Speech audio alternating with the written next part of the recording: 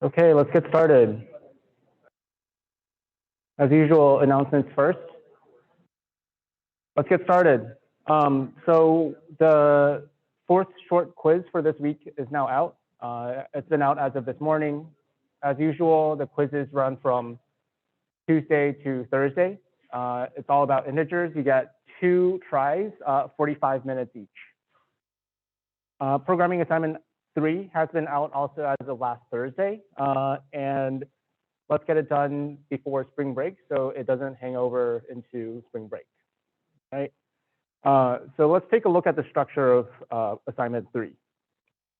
Right, so assignment 3 has 6 parts. It's all about integers and floating point numbers.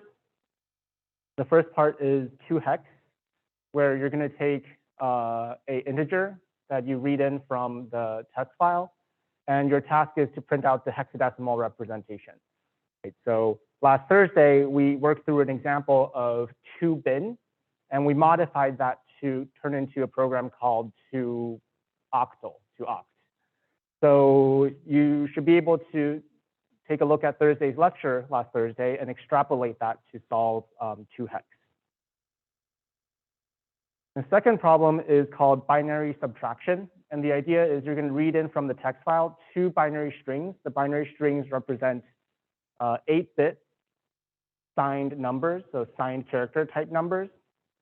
And your task is to do subtraction, right? So what's subtraction? Well, subtraction is subtracting the second number, or you can think about it as being adding the second number, right? So your task is to basically practice taking the binary number representation of a signed character, negating it, right? How do you negate numbers?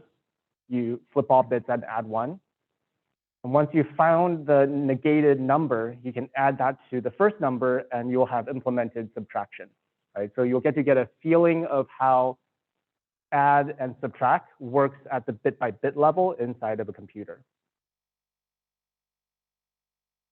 And then starting from the third problem onward, these are floating point problems. So the first one is called root finder, right? Root finder has you trying to find the nth root of a number, right? So like taking the square root of a number, taking the third root of a number, taking the fourth root of a number.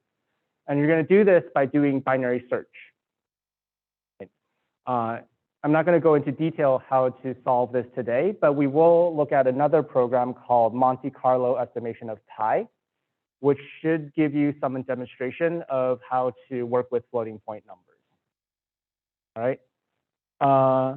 And then the rest are all about parts 4, 5, and 6 are all about taking floating point numbers, turning them into binary representations and vice versa. So again, this will become more clear as we work through kind of the lectures here. So hopefully many of you have had a chance to get started on this, right? Parts 1 and 2, we've basically covered all the essential techniques you need to do to already get started and finish parts 1 and 2. And today you'll have enough to maybe tackle parts 3 and maybe part 4. So class plan, right? So as usual, keep reading the book. Chapter 2.4 is all about floating point numbers. And starting tomorrow, Wednesday, Abhilash's recitations is going to move to Wednesdays afternoon, 3:50 to 4:45 p.m. in the same room that he had it before, right? This replaces his original Friday recitation. Most people are not on Bush campus on Friday, so the attendance was not great. So hopefully moving it to Wednesday will allow more of you to attend. Okay, so let's go to this program called Monte Carlo estimation of pi, right? And the task of this program is to estimate the value of pi.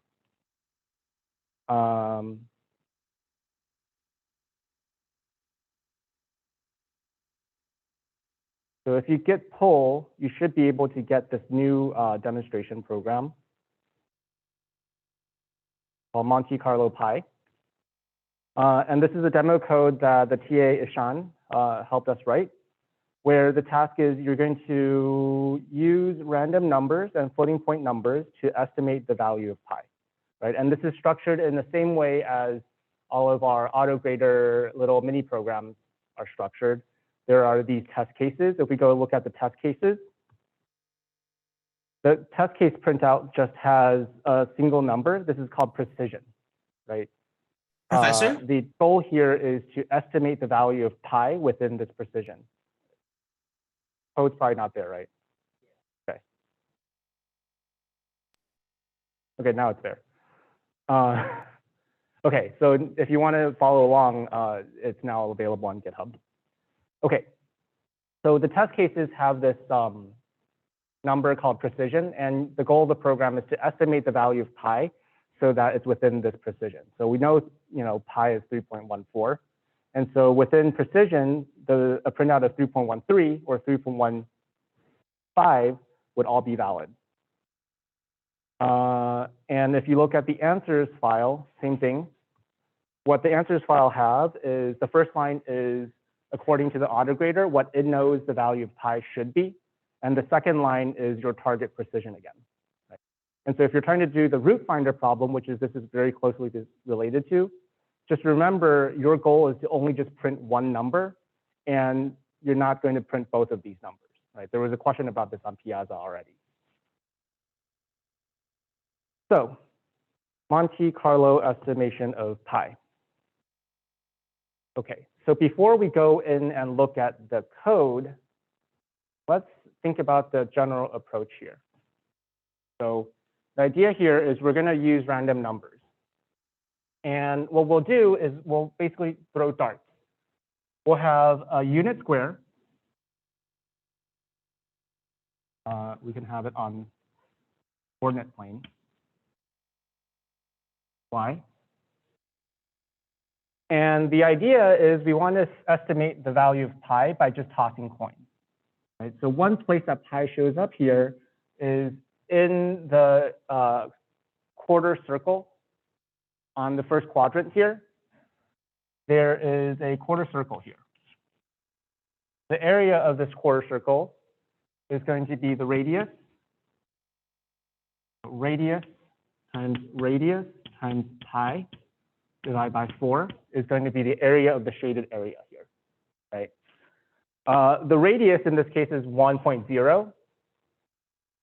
So I'll just plug that in. 1.0 times 1.0 times pi equals 4. And let's say the area of the circle is called A, equals A.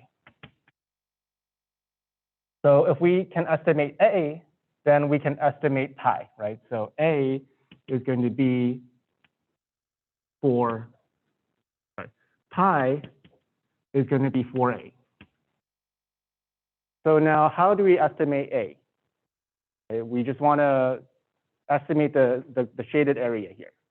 Well, so one approach, one class of algorithms that you'll find a lot in computer science is called Monte Carlo algorithms, which use randomness. Right? So the reason we're talking about this is probably one of the first few programs using floating point numbers that many of you in this class will be studying. And so might as well make it an interesting algorithm to study, right? So this is a floating point algorithm using floating point numbers. It also shows using random numbers, and it does these tasks that are related to math. These are called numerical algorithms and so forth. There's a whole branch of computer science all about this. So the idea here is we're going to toss coins. We're going to randomly shoot points at this unit square. Right? So we'll pick a random x coordinate, random y coordinate. We're going to find where that coordinate is, and we're going to figure out if this dot is inside the semicircle. Right? So in order to be inside the semicircle, its r, its radius,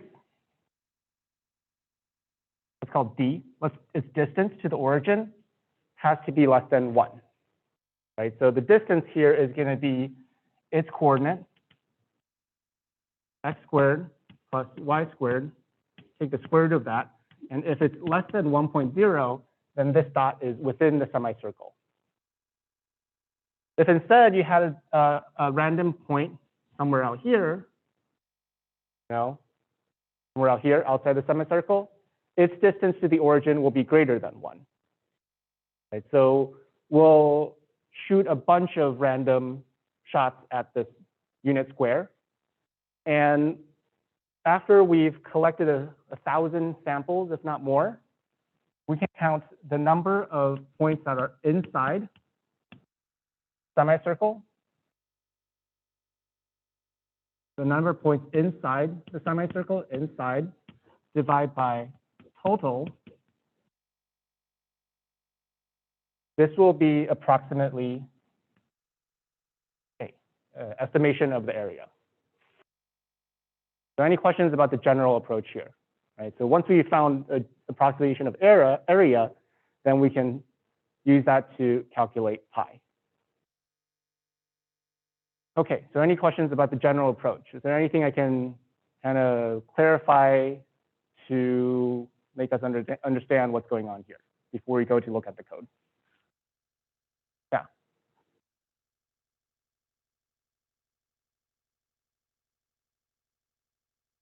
Yeah, so the restrictions on the random numbers, the random points that we generate, we're going to make it so that the x coordinate is going to be uniformly distributed from 0 to 1. The y coordinate is also similarly going to be uniformly distributed from 0 to 1. Okay. So here we have a program, right? So this program here is going to use this approach to estimate pi. First, it's going to open the input file. The input file is test 0, for example. It's going to tell us what's the required precision. And then we're going to start using random numbers. So the first task when you use random numbers is to start the random number generator. One idiom that you'll find in C and also in Java is you start the random number generator and you have to initialize it to some initial value, right? So this random number generator itself is an algorithm. And you want to make this program so that every time you run the program, it starts at a new sequence for the random number. So one idiom here is you'll give the random number generator the current time, right? So this function here returns the current time. And this makes sure that every time you run this program, it starts a whole new sequence of random numbers. The program then goes on to read in the precision value from the file. And then it's going to have a variable that says, what's the current estimated value of pi? And a variable that estimates what's the error. It tells you what's the error versus the true known value of pi. Then we're going to have these two counters, right? The two counters are called inside and total. So inside, every time you shoot a random dot, you increment inside. And every time you shoot a random dot in general, you always increase total, right? So by the end, you can find the fraction of inside divided by total. This will be an estimate of area, A. Then we're going to have this convergence loop that says, okay, so long as the error of what you calculated is greater than the desired precision, keep doing this estimation. Keep shooting random numbers until you converge on the correct value.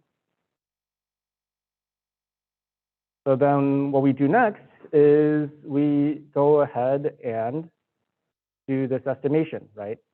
So this here generates a value of x coordinate value, so that's uniformly distributed from 0 to 1. And the way it does this estimation is the rand function will pick a random number, uniformly distributed random number, somewhere between 0 and rand max. The rand max is just some constant that's defined in the random number generator. And so if you divide the number rand by rand max, this will shrink the random number down so that it's somewhere between 0 and 1. So there's a couple tricky things here that I want to mention while we're here, right? One tricky thing when using floating point numbers, and the point of the root finder program is to exercise these tricky things, is all of these operators, add, subtract, multiply, divide.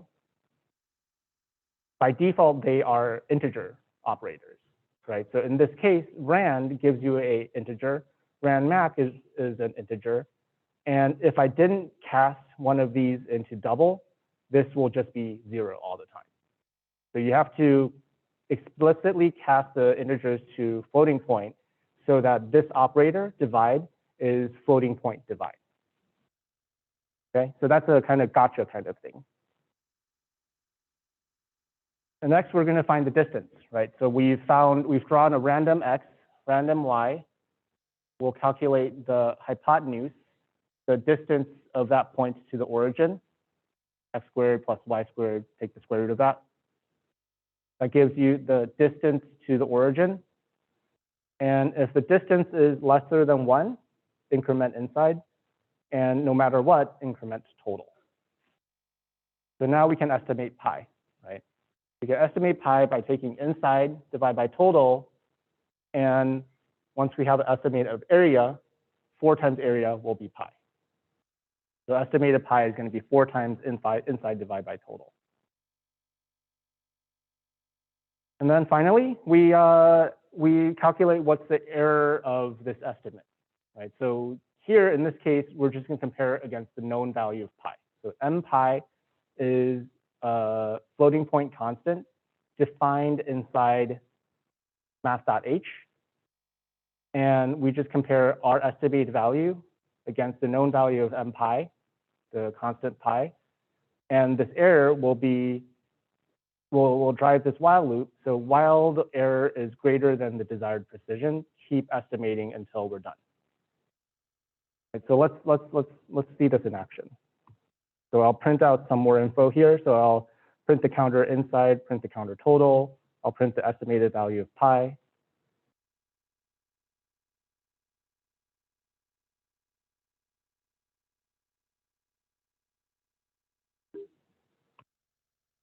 Right, so in this case, it's iterating 73 times. Right, so starting at the beginning, it counts how many are inside. So the first iteration, it was inside the circle, total 1 point. So estimated value of pi is 4. And then finally, for example, here we see some samples where, in this case, the highlighted case here, it shot a random point that's outside the circle, total incremented, inside did not increment. And so the estimate of pi decreases to 3.2. And you can see as it just kind of bounces around, as the sample sizes get bigger and bigger, it approaches the value of pi, 3.111, 3.12, and so forth, 3.139, so forth.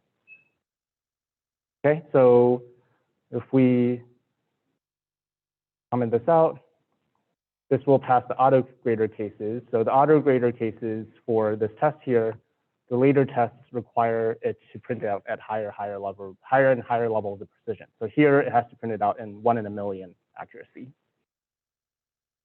Okay, so any questions here? Yeah.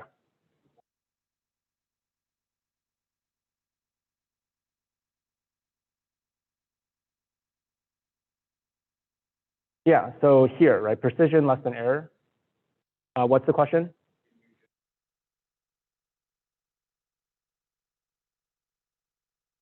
Sure, right. It's unlikely to trigger the equal case, but yeah, less than and equal to error. So a quick show of hands, right? So how many have you tried parts of PA3 yet, right? Half of you have started PA3. So how many are done with 2 hex? Most of you who started. Then sub, binary subtraction, okay. Half of you. So how many have tried root finder so far? Fairly few, right? So this should provide some clues on how to tackle root finder. Yeah.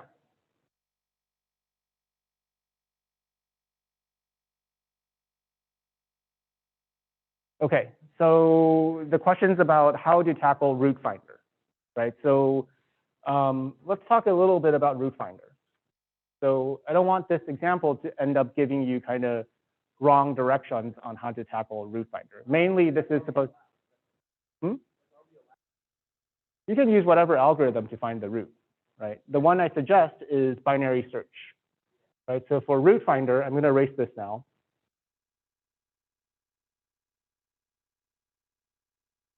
So for root finder, the idea is let's find the root, right? So the root is what? X to the n equals, r to the n equals x. Root to the n equals x. You're given n and you're given x, find the root, right? And so you can tackle this by basically saying, okay, I know the root's going to be somewhere greater than 0 and off to infinity, somewhere less than infinity, and we'll do binary search, right? So we begin with a lower bound and we begin at an upper bound, and we try some midpoint here. Let's guess it's this. This is our guess of r. Guess of r. We see if this guess of r is too big or too small. If it's too big, well, if it's too big, then we can say our upper bound is now somewhere between 0 and guess r, right? And if it's too small, then we know that the correct value is somewhere between guess of r and the upper bound. This is a binary search idea. And the idea is you keep shrinking the upper and lower bounds until you know that the correct value is bounded. And what is this bound? What does this bound have to be within? It has to be within precision, right? So suppose your max and your min, suppose your max and min are within precision, then you know that any value within here is going to be sufficient for cracking, for solving the root. Right? So that's the key idea here. So this shows kind of the idea of using kind of this convergence.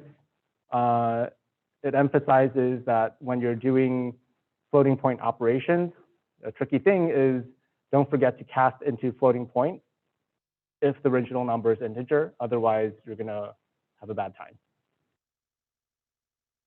Okay, any other questions before we move on?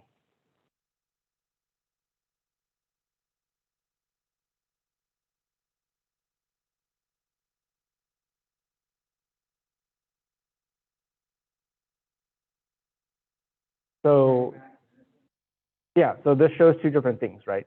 So rand returns an integer. Rand max itself is an integer. So you could cast either rand or rand max to double. And doing either of those will force this division to become floating point division. And such that, you know, the opposite, the other argument will also be casted up to floating point.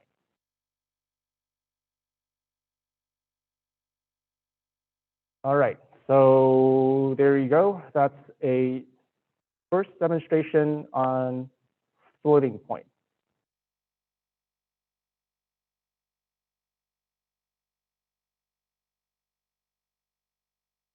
Okay, so what we're going to do now is we're going to dive into how floating point numbers are represented in the computer. So on Thursday, what we got around to was showing that, well, here's one idea. We could use fixed point numbers. We can take the binary strings as before, we add a decimal point, and when you add a decimal point, it's such that everything to the left of the decimal point increments as we expect, right? Each digit represents the same numbers as we were used to, 1, 2, 4, 8, 16, 32. And everything to the right of the decimal point, it becomes values less than 1, right? So 1/2, 1/4, 1/8, 1/16, 1/32, and so forth. So you can do unsigned representations of fixed point numbers of fractions as before. Each position represents a value. Some of them are less than 1. And you can represent fractional numbers that way. And at the same time, you can also use it to represent negative fractional numbers, right? So we talked about how if you're using 2's complement representation, the formal way of thinking about what 2's complement representation means is the most significant bit represents a big negative number, a negative number with the biggest weight. And then all the other digits kind of chip away at that and bring it back into smaller negative numbers. So if you have a negative number, you set the first bit to some negative number, and all the other ones kind of chip away at it until it's the correct number you're trying to represent. Right? The only difference here this time around is we added a decimal point. So we worked through kind of these couple examples of representing negative fractional numbers. And then we talked about how, okay, this seems fine. It has limitations, right? It has limitations in that you're fixed into only being able to represent numbers accurately of a specific form. And if you have numbers with really big magnitude or really small magnitude and high precision, you can't do both. You have to pick some decimal point, and you can only represent numbers around that decimal point. And in mathematics, we're very used to using scientific notation to have flexibility, right? Scientific notation is really nice because you can have a certain level of significant digits, right, and certain level of precision, multiplied by whatever magnitude you wish, right? So using a mantissa of a specific precision and an exponent of whatever exponent will make it so that it captures the right range, you can represent very flexibly either numbers with huge magnitudes or really tiny magnitudes. So, computer scientists, computer engineers wanted to create a scientific notation, but for computers. And in 1985, they created these standards called IEEE 754 floating point standards. And these are supported in almost every computer hardware you have, right? So the computer hardware has electronic circuits that are hard-coded, hardwired to implement this standard. It means that it can do add, multiply, subtract, divide on these numbers using raw hardware. It's supported natively. And so it's a useful thing, right? So we want to study how these work so you know deep down how floating point numbers are represented in computers. And it's a very nice case study in general on kind of trading off different properties to come up with a good standard design. So the basic idea is you have these bit strings. And inside the bit string, you break the bit strings into several fields, right? You have a sign field, something that we're pretty used to now, plus and minus. You have an exp field, which encodes the exponent, and a frac field, which represents the mantissa, the fractional portion of the number. One thing I want to emphasize here is all of these fields are binary numbers, right? So all of these numbers, they're just zeros and ones, and they're binary numbers in their representation. There's two standards. One is single precision, the other is double precision. So single precision is a 32-bit standard. Double precision is a 64-bit standard. And there's different allocations for each of those fields in either standard. So this should be pretty familiar in Java, right? In Java, remember, we study how there's float types. Floats are 32-bit. And there are also double types, which are double the number of bits, and it gives you even more precision and even more range to represent numbers. Yeah.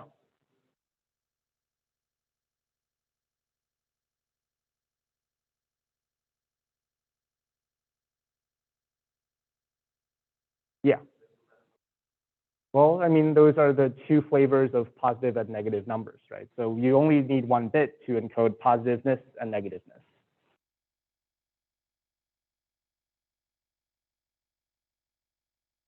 Okay.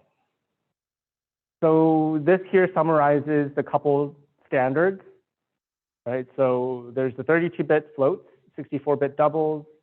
They dedicate 1 bit for the sign, 8 bits and 11 bits respectively for the exponent, 23 bits and 52 bits respectively for the fractional bits.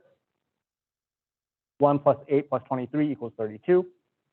1 plus 11 plus 52 equals 64. So this accounts for all the bits used.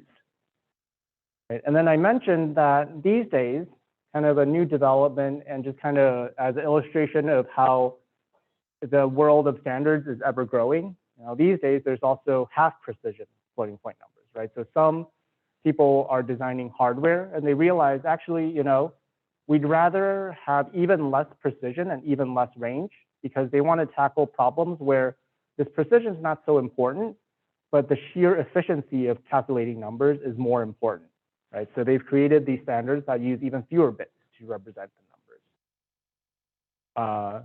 So this is just to illustrate, this world of standard is ever growing. Okay. So the next thing to know is when we're studying floating point numbers, there's two types of numbers to know, right? So first of all, I split the world into their singles and doubles, okay?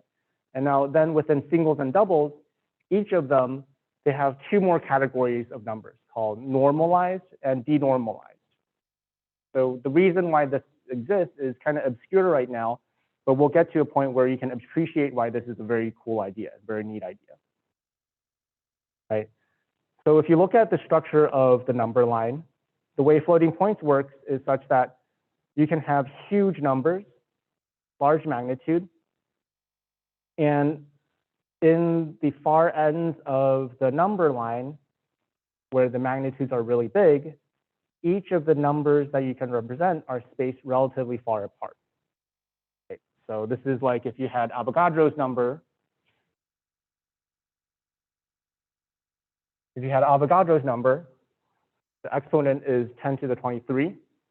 And as you increment 6.02 to 70.02, the increment is huge, right? Same idea. As the magnitudes are really big, each consecutive number has a big gap between them. And then as you get closer and closer to around 0, where the magnitudes are very small, the consecutive numbers that you're allowed to represent are spaced very, very closely. And then the kind of tricky thing now is as you get even closer and closer to 0, very close to 0, they change the way you interpret the numbers into this format called denormalized.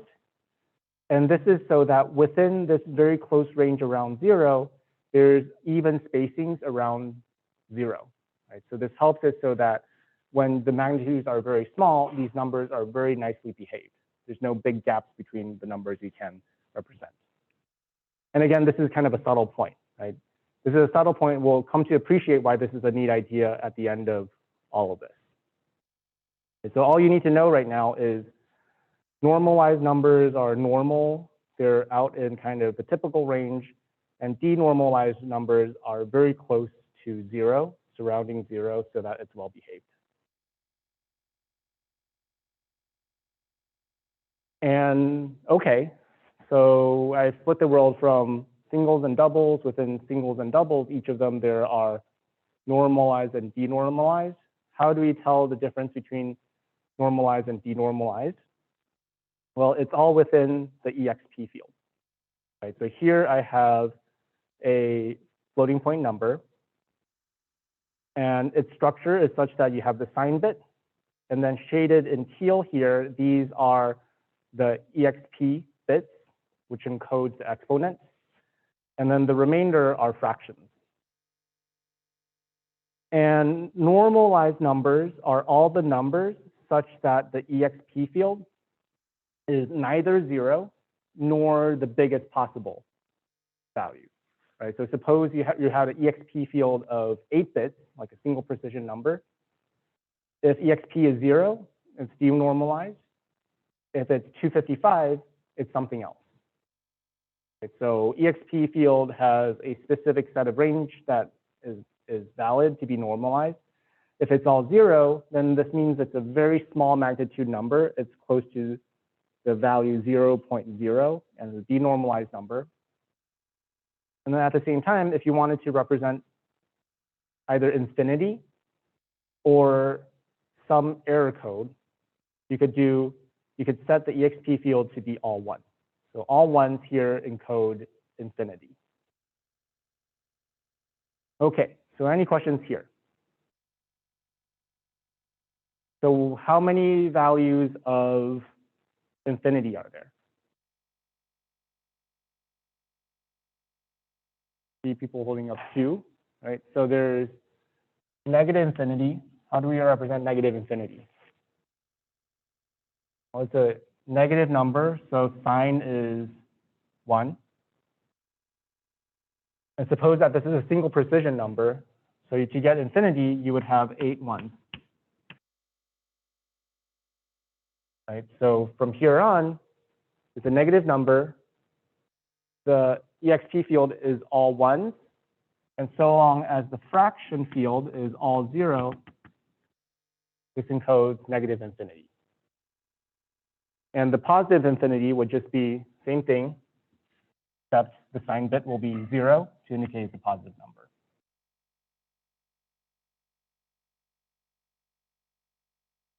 Okay. So first, let's study the common case. Right? So the common case is normalized numbers. Right? So normalized numbers means that the EXP field is neither 0 nor the biggest possible value. And from there, we can interpret what the EXP field encodes. Right? So the way the EXP field encodes in normalized numbers is you'll create this understood value, right? The standard value called bias. Right? So bias is kind of a way to transform the EXP field so that it encodes the correct exponent. So all of this is kind of like just rules. Well, this will become a little bit clearer as we work through an example here. So you would define a value of bias and calculate the E, the exponent. Okay, so let's work through an example here, right? So suppose that we're working with 32-bit floats. So in 32-bit floats, how many bits are in the EXP field?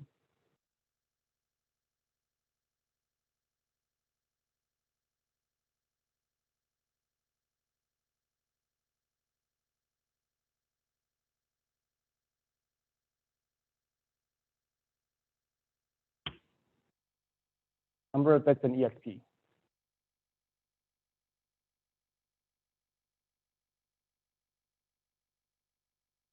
8 bits. Okay, so we call this K equals 8 bits. Okay, so K equals 8, right? So what are valid numbers of EXP so that this is a normalized number?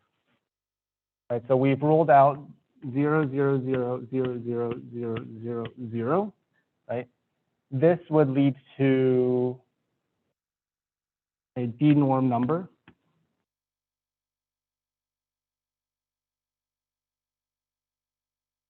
Right, so it can't be 0, 0, 0, 0, 0. That's a denormalized number. And the other encoding, 1, 1, 1, 1, 1, 1, 1, 1, this is either infinity or some other number, not a number, like an error code. Error code. Right, so the valid numbers for the EXP field is anywhere between 1 and 1, 1, 1, sorry. Anywhere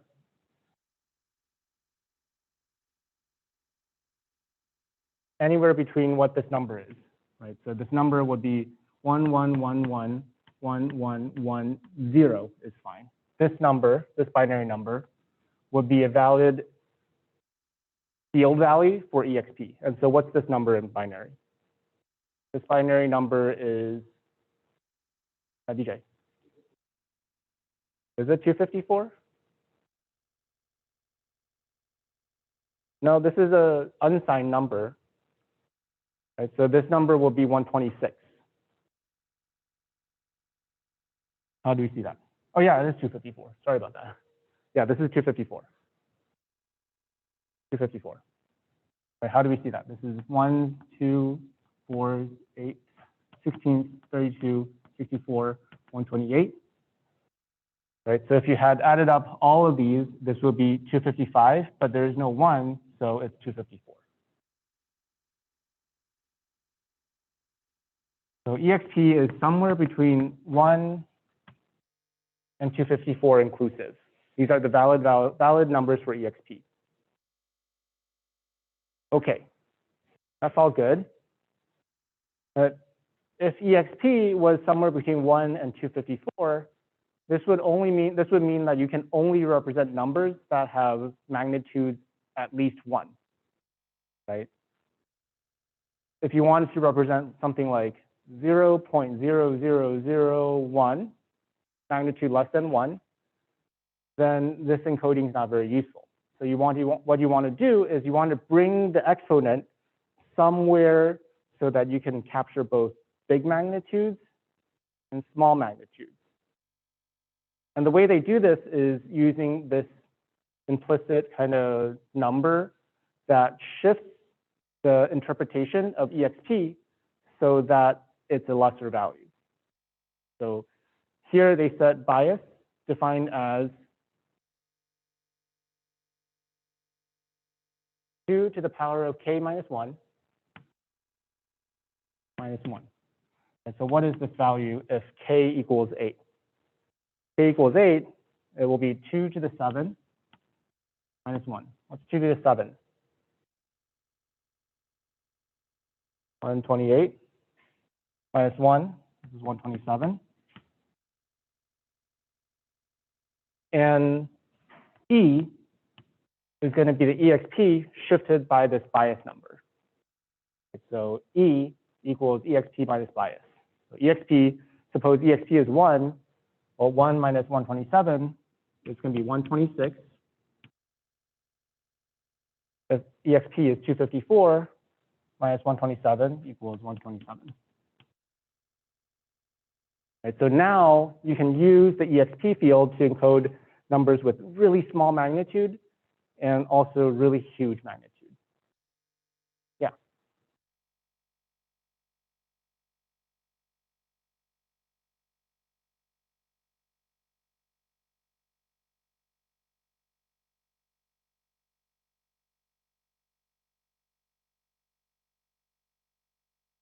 Good question. It's a very good question, right? Why go through all of this weird kind of shifting values when there already is, we already studied a whole way to represent negative numbers. Right? Why not just encode EXP using 2's complement numbers? Okay. Does anybody want to take a guess why? Probably pretty hard to guess why at this point. The answer is this design allows it so that you can compare numbers, right? You can compare floating point numbers by directly just comparing the bit strings without interpreting the number, right? This way around, if you define the EXP field to be arranged like this, you can just look at the bit string, compare the numbers bit by bit, and compare two floating point numbers by just comparing the bit strings as if they were just integers, right? So we'll work through some examples to appreciate this point later. Okay, any other questions here? DJ. -1 point. Where did this come from?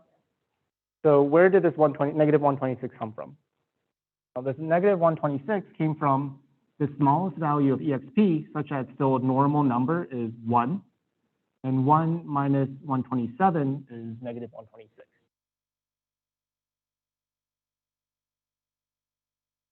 Okay, so this table here summarizes the same fact. Okay, so that's the interpretation of the EXP field. So what's the other part of the floating point numbers, right, of scientific notation? Well, scientific notation, you have sign, the exponent, and then finally we have the mantissa. So we have to encode the mantissa too. So the mantissa is here, right? So basically the way you would interpret the mantissa, you would encode the mantissa into the fraction, right? So mantissa here is m, And the bits in the frac field, you would interpret it as 1 decimal point, the rest of the frac field. So let's work through one example, right?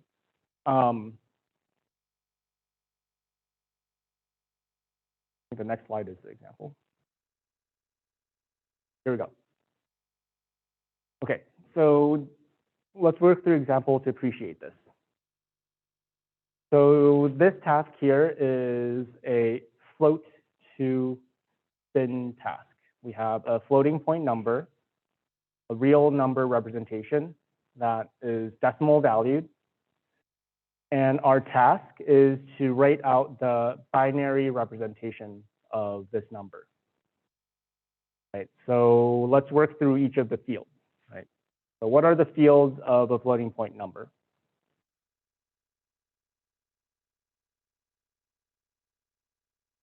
Okay, sign.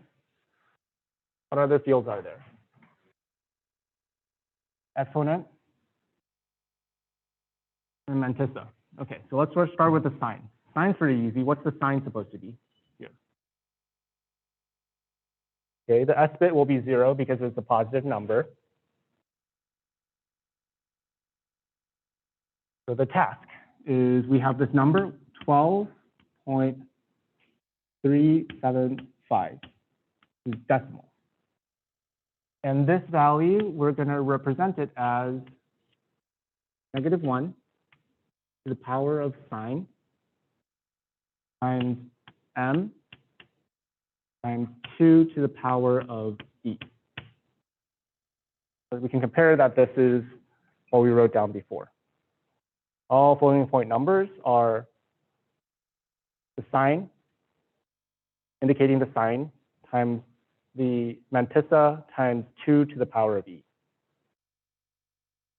The task here is we want to convert this decimal number into something that's encoded as this interpretation and figure out what's the bit string representation. What are the binary bits to represent it? And we've established that sign is pretty easy. S equals 0, because this is a positive number. Very good. Next, we want to estimate m, right? Because this is the next thing that we see. So what is m here? Well, m is going to be some representation of 12.375 as a binary fraction. So we can do this, right? So let's try doing that. 12.375. Let's see. Is there 16 in here? Will 16 fit inside it? Okay, no value for 16. Would 8 fit inside it? 12.375 is indeed bigger than 8. So it's equals to 8 plus, what's the remainder? 4.375. So there's 4 in it. And 8 plus 4 equals 12, so there's no 2, there's no 1. And now we're moving on to the fractional portion, right? The value is less than 1. So value is less than 1. Would 0.5 fit in it? No, right? 0.375 is lesser than 0.5. Would 0.25 fit, 1/4? Yeah, right? So it's 8 plus 4 plus 0.25. And what's the remainder still? We still have 0.125, 1/8. 0.12. And this is exact, right? So 12.375 is 8 plus 4 plus 1/4 plus 1/8. That make sense? Yeah. Mm-hmm.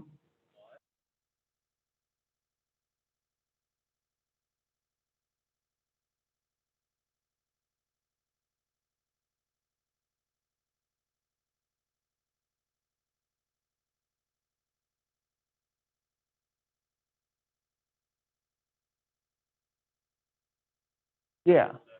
The question here is why, for the fractions, why does it continue to be powers of 2? is essentially what you're asking, right? Well, first of all, well, it should be powers of 2, right? Because these numbers, they're binary numbers through and through. And so the fractional digits to the right of the decimal point, they likewise represent powers of 2, 1/2, 1/4, 1/8. Now there's a subtle thing here, right? It means that representing a number like 1.1.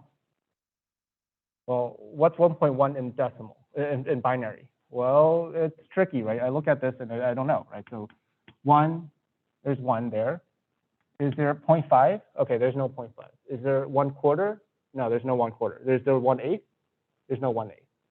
Well, it seems like there's 1/16. So, okay, it's going to be 1 plus 1/16, which is 0.625 plus, what's the remainder? 375, right? It is messy. It is indeed messy, right? So the trade-off here is in binary representation of fractions, seemingly easy to represent decimal numbers actually have continued kind of repeating fractions for the binary representation.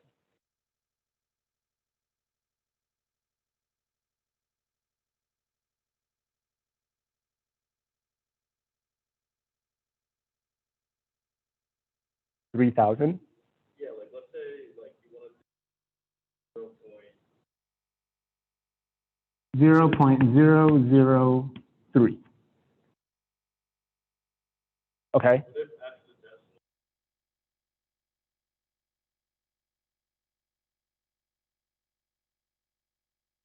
don't know what 300 is for the decimal, right? Like what if after the decimal is binary? Okay, so I see what you're saying.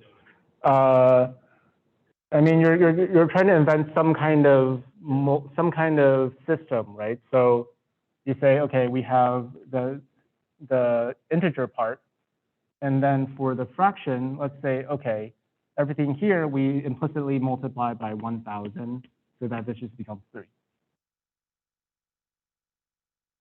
The point being, like, whatever scheme you invent, it will be kind of inflexible, right? It's not a generic kind of scheme where simple rules can describe a flexible system, right? The point here is we want to create a system where simple rules can be quite flexible and represent a range of numbers with big range of magnitudes, big range of precision, and all these trade-offs.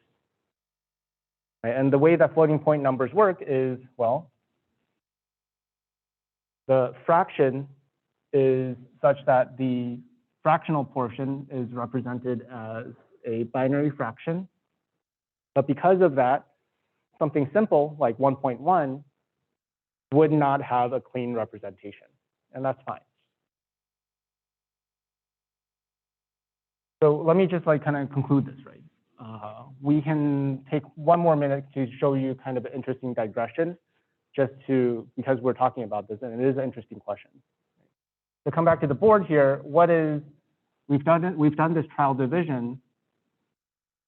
12.375 is a plus 4 plus quarter plus 1/8. So in binary, this is 0x, representing a binary number. 1, 1, 8, 4, 2, 1. So 1, 1, 0, 0, dot, the decimal point here. No halves, but there is a quarter, and 1/8. Right? So this is the binary representation of 12.375. Any questions here? Okay. So because there was a really good question, right? This seems unnatural, right? It makes it so that something like 0.1 is actually quite difficult to represent. And actually, that's why, there's other standards too.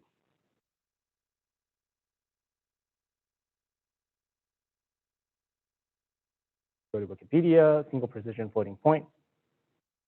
there are these formats, right? So this is the Wikipedia page from single precision standard, float 32. And there's kind of this other useful standard where the takeaway is values like 0.1 and 0.01, these decimal numbers, have a clean representation.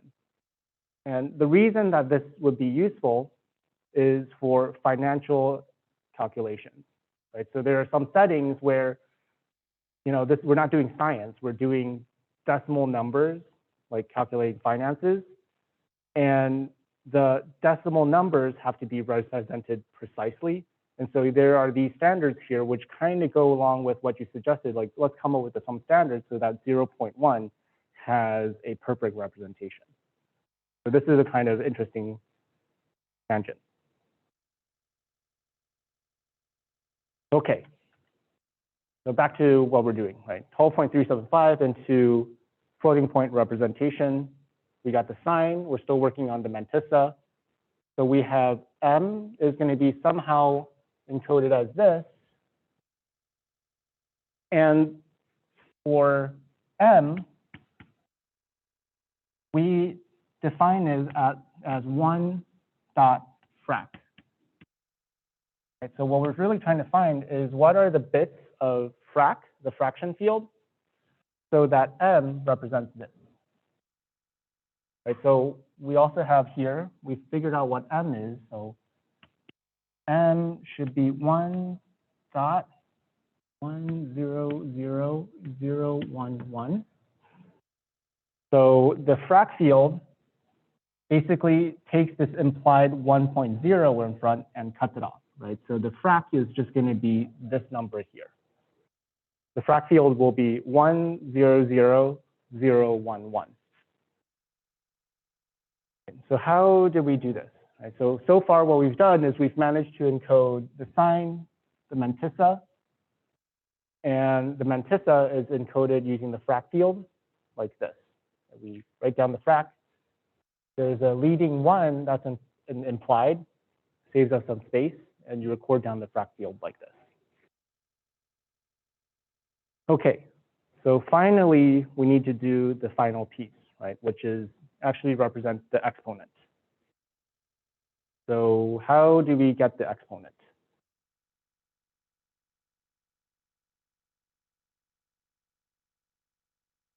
What we've done so far is we've said this number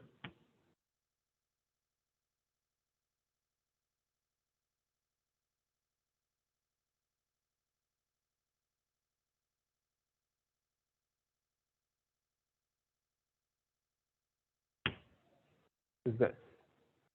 We've taken 12.375 and we said that, well, that number is this representation here. And we actually have to now figure out what E, the exponent, is. Well, what is the exponent? Well, the exponent was such that we got this mantissa, we had to move this decimal point by 3 places. Okay. We had to move this decimal point by 3 places, and so E is 3. 2 to the power of 3.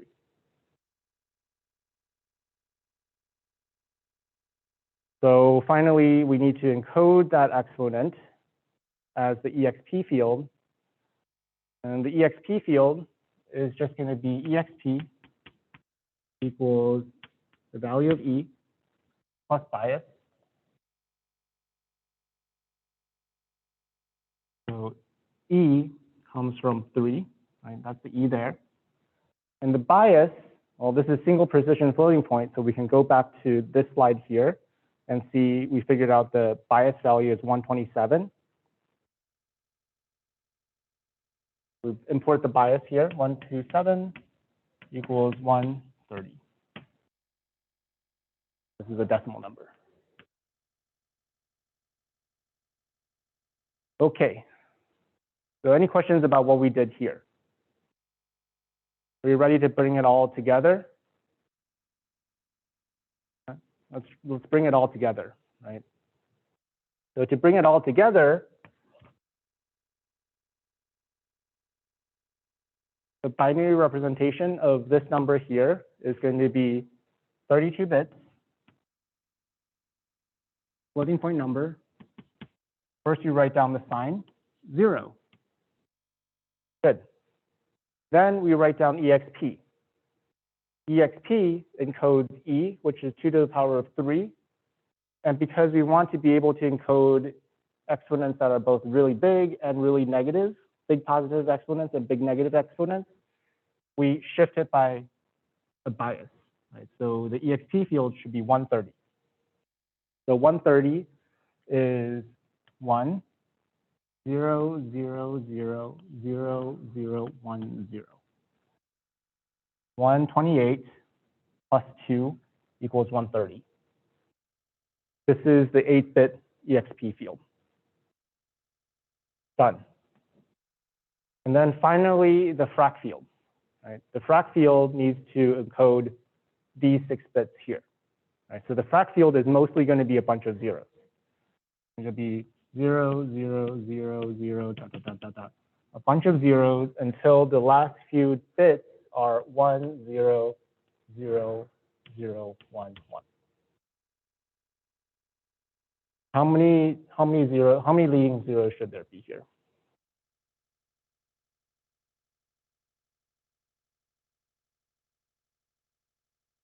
First of all, yeah, so how many leading zeros should be there? Should there be here? Well, first of all, how big is this frac field again?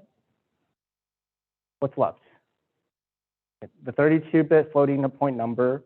We've already used 1 bit for the sign, 8 bits for the exp. 32 minus 9 is 23. Among those 23 bits, we know the last 6 are supposed to be these 6 bits.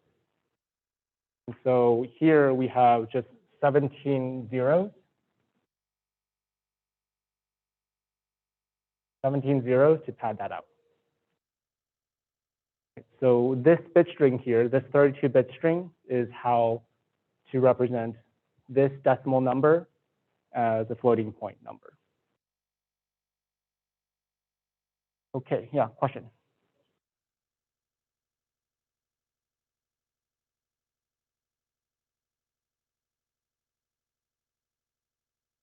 Here, you're looking at this, right? Yeah. So the way this works is, you know, they looked at these numbers and they realized, well, gee, right?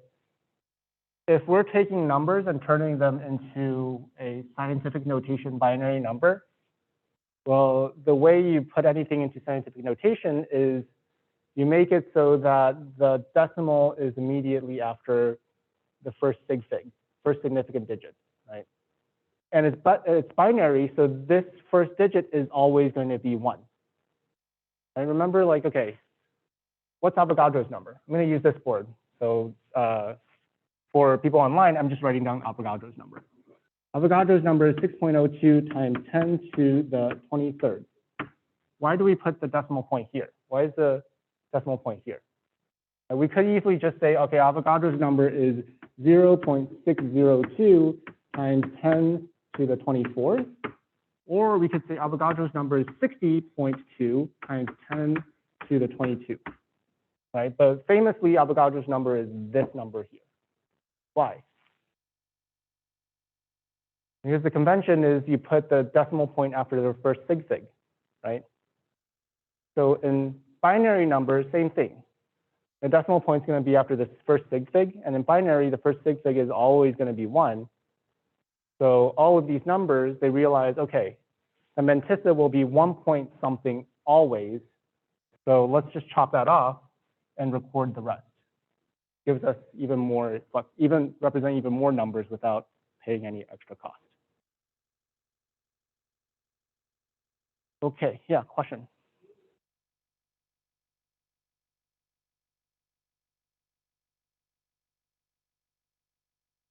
Okay. So why? Oh, sorry, you're totally right. Okay. I goofed here. Okay, this is good. This is good. This here My apologies. Should be 100,011 at the beginning, padded by zeros at the end. How many zeros? Well, however many zeros to make it a 32-bit value. And that means at the end, there should be 17 zeros. 17 zeros. Good catch. Thank you for that. Yeah, this should be at the front.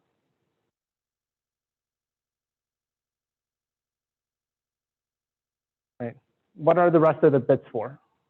Well, the rest of the bits are representing even more sig figs, right? So if you had some number that this had even more digits at the end, they may use up more of these bits.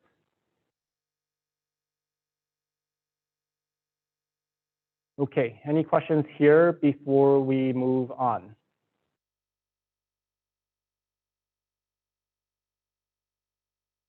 Yeah. Say that again. How many bits represent that number before the decimal starts? What do you mean by that?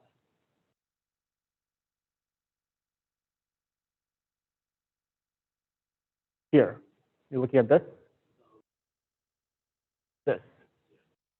So how many digits before the decimal starts?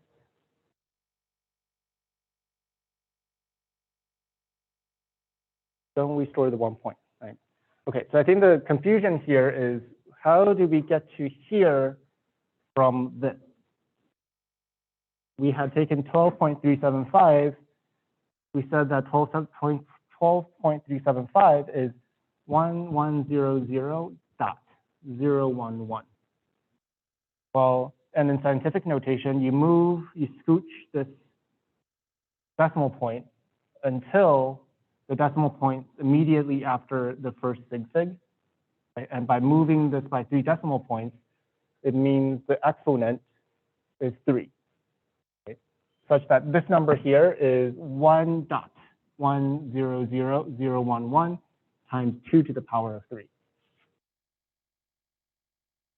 And because all numbers are going to be converted into this format where it's like 1 dot something times the power of 2, they realize, well, we can save some bits by making this 1 point something implied.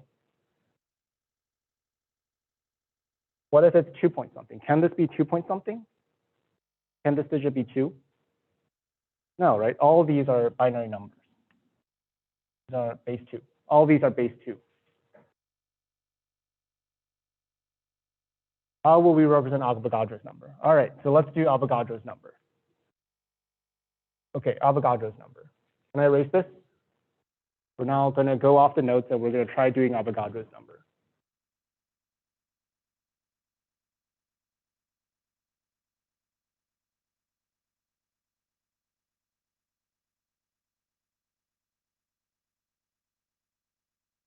Okay, Avogadro's number as 32-bit single precision floating point. Right, so first of all, let's establish that this is the right way to represent Avogadro's number. Right, these numbers are the same, but we always put the decimal point behind the first sig fig, such that whatever the exponent enforces that that's the right number. Right, these are the same values, but we always put the decimal point after the first sig fig. So we want to represent 6.02. Let's just stick with 6.02. Right? There's more digits behind that. I don't know what they are. 6.02 times 10 to the 23rd. Oh boy. Okay.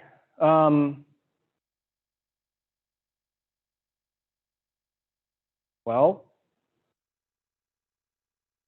you'd actually have to be really good with huge binary numbers to represent this.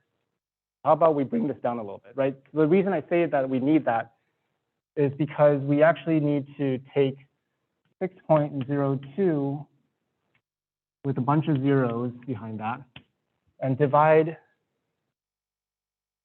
by powers of 2 to find a decimal representation of that. Right? So we can test our big binary numbers. We know like 40, 96 is a binary number, 81, 92, and keep try trial dividing. So maybe we can shrink this down a little bit.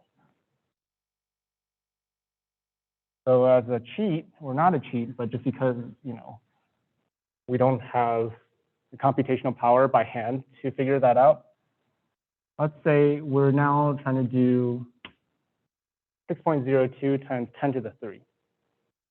So this is 6,020.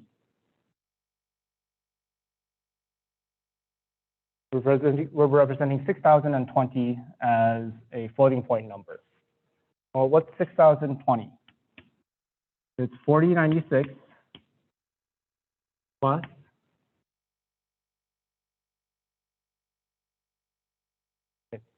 is there 1024 in here still? Yeah.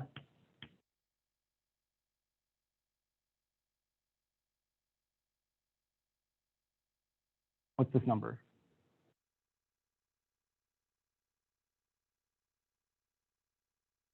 $51.20. So 6020 minus 5120, 900. So this number is 4096 plus 1024 plus 512.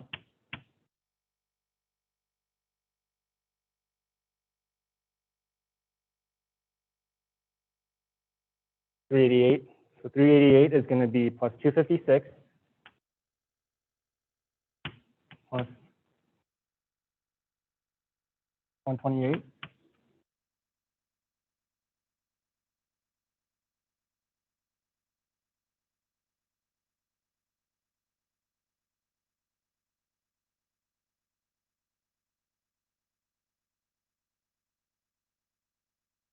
Four. Plus finally 4. All right, see what I'm trying to do here? I've got 6020, this number that I'm trying to represent, and breaking it down into the binary representation so I can write down the binary number representation. Hand raised back there. Sorry? Is this the Euclidean algorithm? No, this is not the Euclidean algorithm. This is called trial division.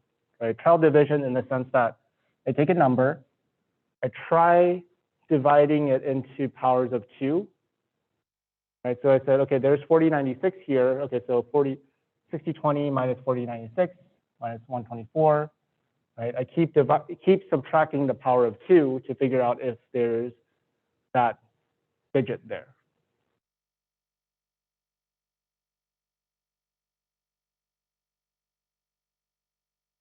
Okay, so I've taken 6020 decimal number into these powers of 2.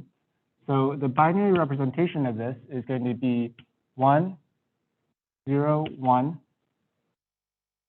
1, 1, 1, 54, 32, 16, 8, 4. There's indeed a 4 there, 2, 1. Okay, so this is the binary representation of 6020. Right? And recall what we're trying to convert this into is the sign, which we know will be 0 to indicate it's a positive number, and m, which is a binary fraction, mantissa portion, and 2 to the power of e. Right? And I've just taken 6020 and converted into this binary number here. So m equals 1.01111000001. E is however many digits we need to move this, to make this the mantissa, right? So 1, 2, 3, 4, 5, 6, 7, 8, 9, 10. E equals 10. So this number here, we just figured out is -1 to to the power of 0, positive number, times m, where m is over there, times 2 to the power of 10. So now finally we have m, mantissa, and e. We need to encode that into the frac, right? And the frac is such that you only record these bits here. Frac equals the remaining bits of this after chopping off the 1 point something.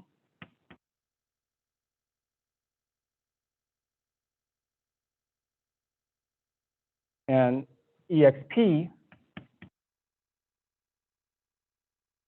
is whatever it should be to encode e equals 10. Right, so exp is going to be 137. Or 137 is e plus bias. Yeah, question there. Is e 10? Why is e not 10?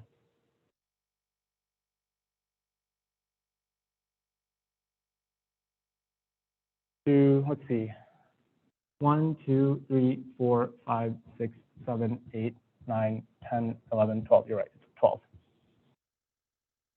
E is 12.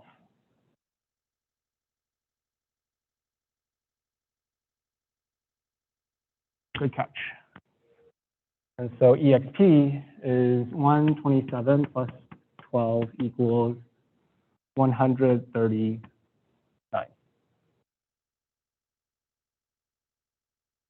Okay, there was a question just now was like, well, what if this was 2 or something else? Or what if this was some other number? Well, the point is because this is a binary representation of the mantissa, it will always be 1 point something, and the rest are binary fraction numbers. Okay, any other questions here?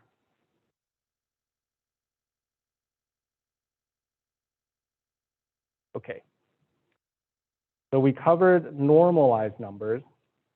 So what I'll give you next is kind of a 3-minute kind of preview of what about denormalized numbers, right? So remember, denormalized numbers are the numbers that are really close to 0.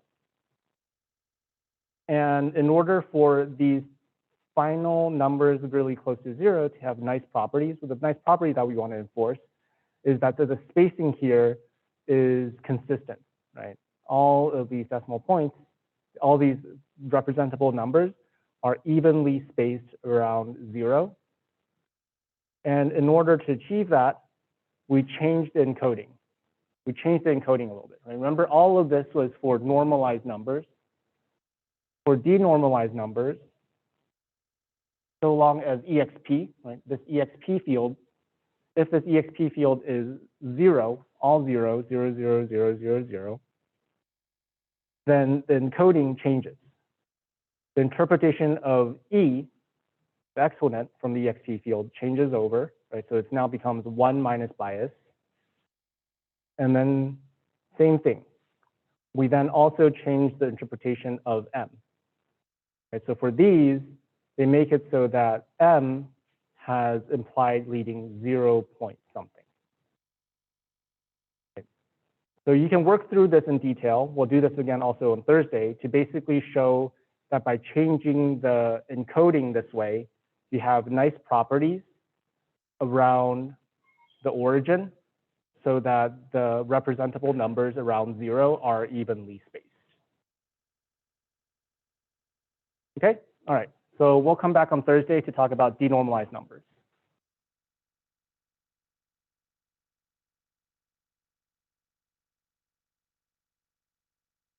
Yeah. Mm-hmm. Say that again? Is the bias for single precision always 127? Right, right. So the definition of that comes from, for single precision,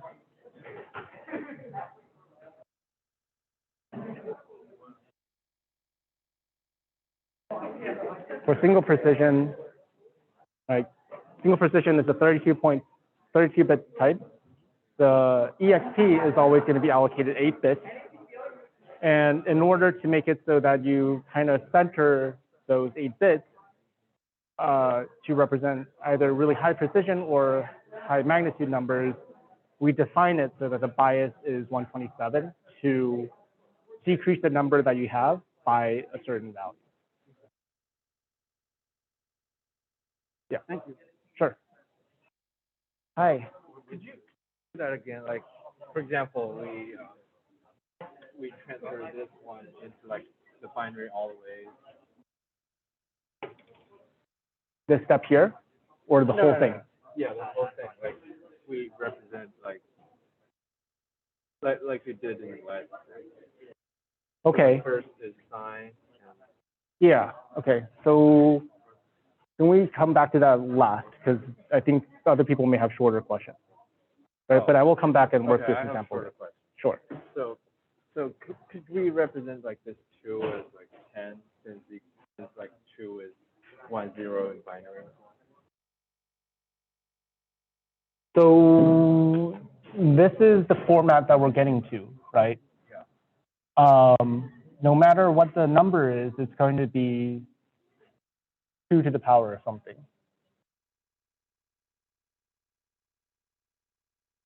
And how come it's like 2 to the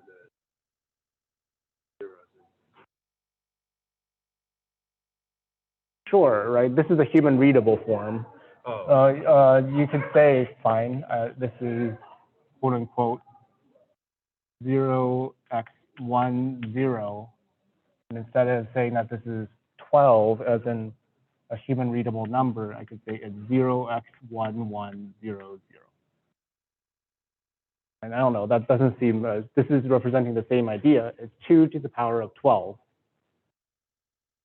But with the understanding that all of these numbers are binary numbers, ultimately. Right? You can see the same idea here. Right? In the Avogadro's number representation, this is all human readable form. I look at 10, I know this is, well, this is decimal number 10. Base 10, 10. Base 10, 10 equals 10. Like the method here, so we move the point all the way to here, so it's like a 10. It's like a 12, but it's like for this one, it's actually 10 to the 12.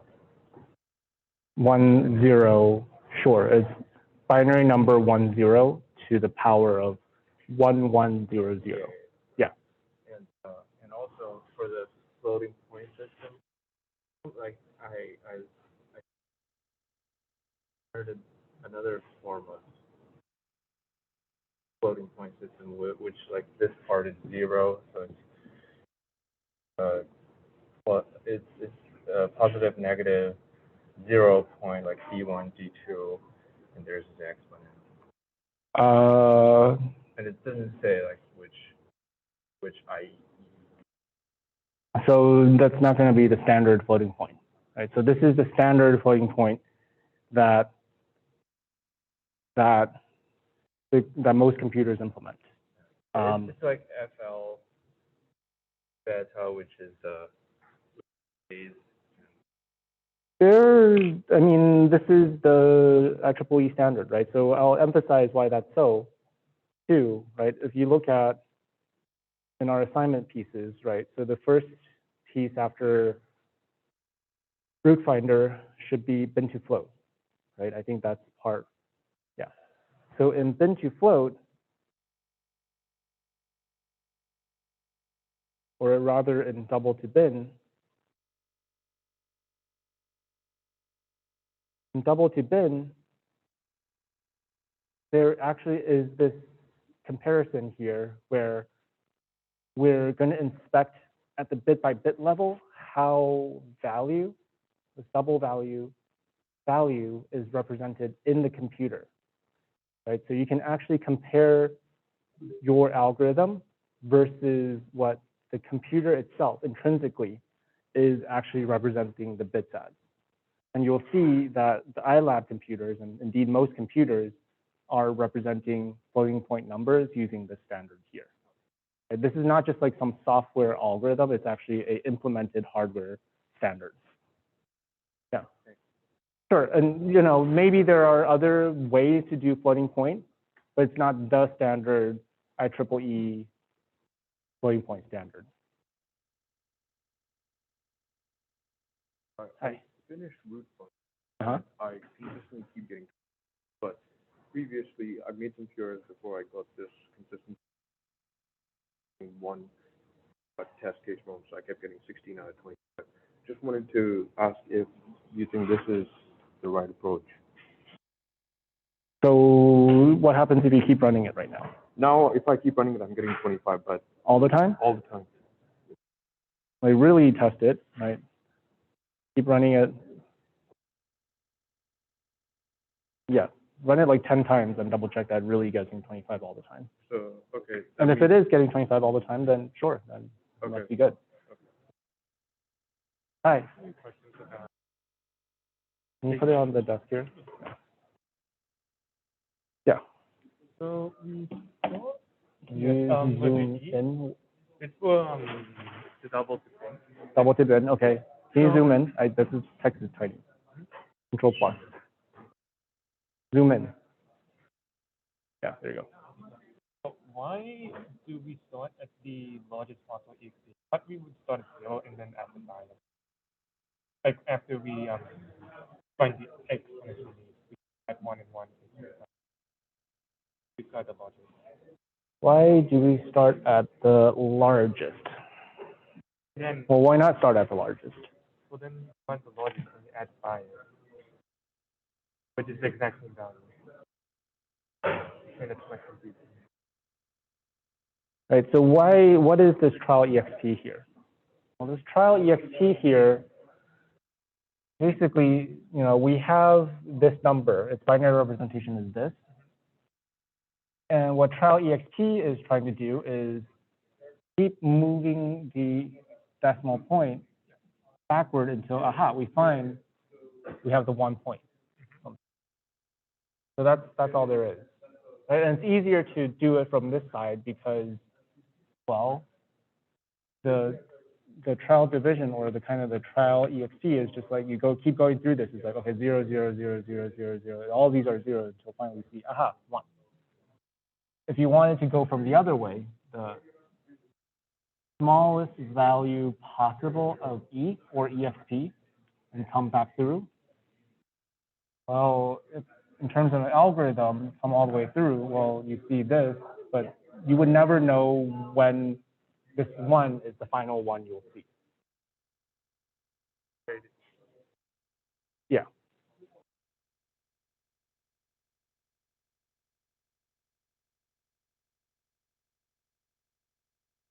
Just as a overflow you get that program. Isn't it only for one complement? So if you have overflow, the drop around to stay within the limits assigned car. No, right? So 1 complement, 2 complement both have overflow wraparound. Yeah. Right, both have overflow in the sense like if I mean, if you try doing the quiz will show all of this. Right? So the quiz will actually explain or kind of, if you work through the quiz and see the example, you'll see this. Right, so let's do that real quick, right? So signed character type, 8 bits. Its biggest positive value is 127. Smallest negative number is negative 128. If negative 128, if you decrement that, this will come back around to 127. If you increment this, it comes back around as negative 128. Right, so this is what I mean by wraparound. Yeah, that's all. Hi. So I submitted the PA2, Uh-huh. I mean PA3, Uh-huh. and then you updated the autograder, What's your name? You're Alex. Alex. Okay, you're Alex. Uh-huh. and then still passed all the test cases. Do I have to re-upload? No. Yeah, no. So what happens with the auto grading script for the whole class is actually it looks at the auto grader Python file and the make file and the pre-generated test cases. And the autograder will overwrite the ones you generate if there's just people out there kind of modifying the make file or modifying the autograder script. Okay. Right, so when I patch the bug you pointed out about test case 16 not actually being tested on double to bin, doesn't matter. Like the new autograder will patch over the one that you have, which is out of date. Okay. Yeah. Also, in problem 6,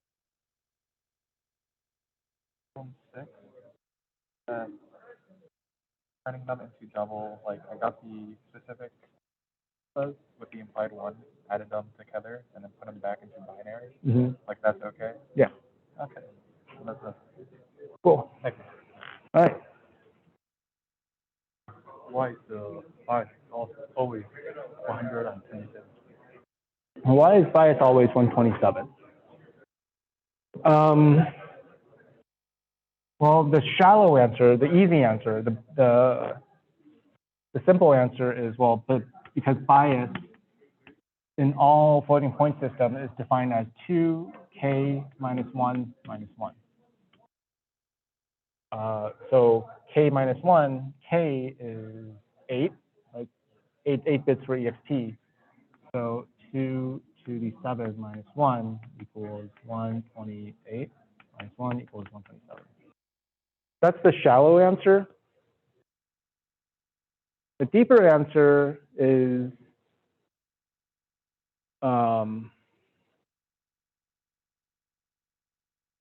well, what is the deeper answer? I don't have the deeper answer yet, right? What you're asking potentially is why this? Why choose this as the definition?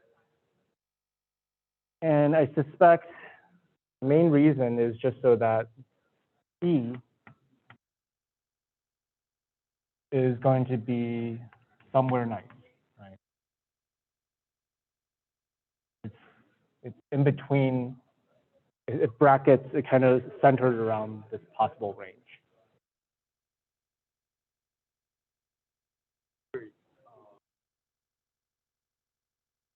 So this was the number that we want to represent, right? This is the decimal number. Okay, so this is decimal number 6020. Well, 6020 equals, well, it equals many things. We could say it's 6.02 times 10 to the 3. It is also 60.2 times 10 to the 2. It is also 602 times 10 to the 1. It could be any of these, but we choose this one as the standard way, the canonical way, because this makes it so that the first sig is for, yeah, the decimal point is after the first sig. Can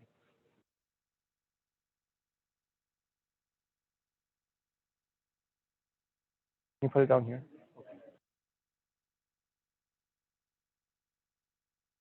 So, the answer monteC, I represent.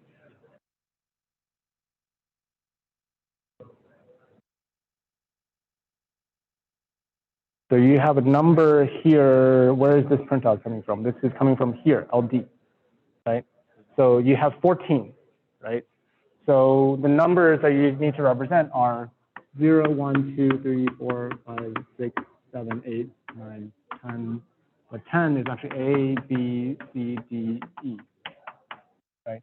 So 0 through 9, easy, right?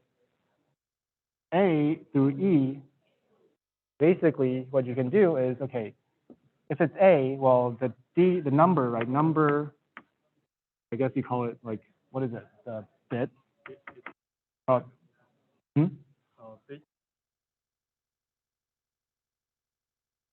I don't know, the number, right? So digit. If digit equals 10, I mean, it's basically if, like, if digit equals 10, print A. If digit equals 11, print B.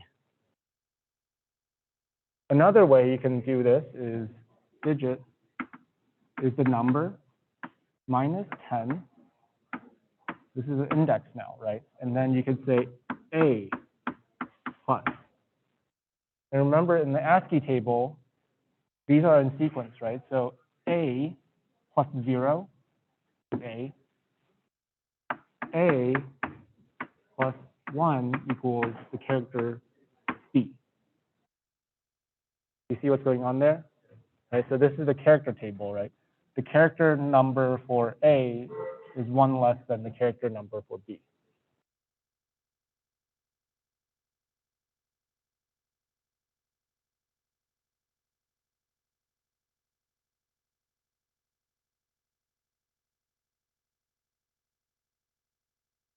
Decline.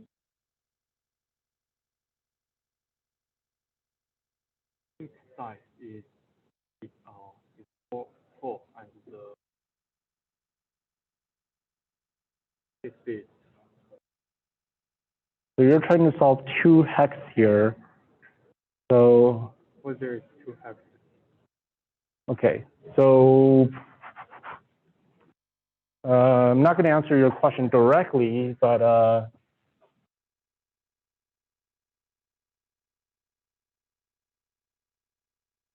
suppose that we have a number, right? The number is 127, which is 0, 1, 1, 1, 1, 1. That's 127. This is binary, right? This is base 2. And we want to make it hexadecimal, right? So hexadecimal, the way it works is that hexadecimal numbers range from 0 through 15, right? So this is 15 here. Right? So this will be F, 0, 1, 2, 3, this is 15, and this is 7, so this is 7F, base 16.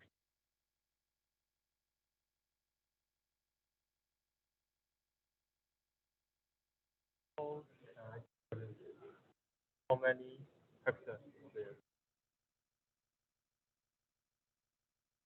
How many hexes there must be? Yeah. Right, so how long is this representation going to be?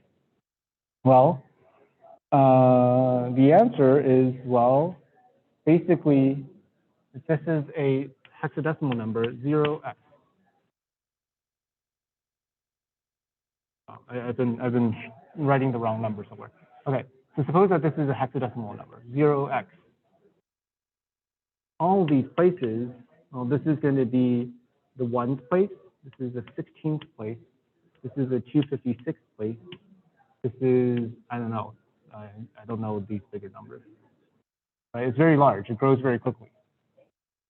So 127 is not bigger than 256, so we know everything here is going to be 0. So we know that 127 fits inside 2 digits here. Yeah.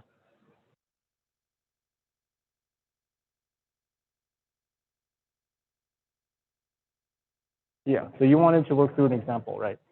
Yeah, just to represent like floating point, like minor all the way. Uh-huh. So actually I could just ask, like, so we have like a sign, Mm-hmm. then the exponent, EXP field, which encodes the exponent, and then there's the frac, right? right, which encodes the mantissa. So, for example, like we have 1.1001. Mm-hmm. So we only Decimal or binary?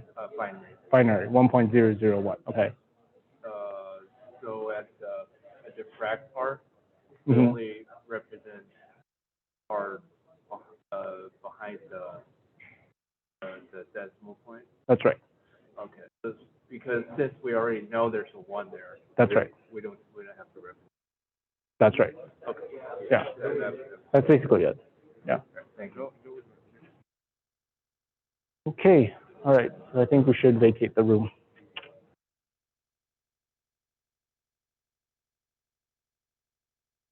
How bias calculated? The bias is defined, right? So you have EXP field, which is k bits. The definition of bias for all the floating point systems is 2 to the power of k minus 1 minus 1. So EXP is EXP equals E plus bias. That's right.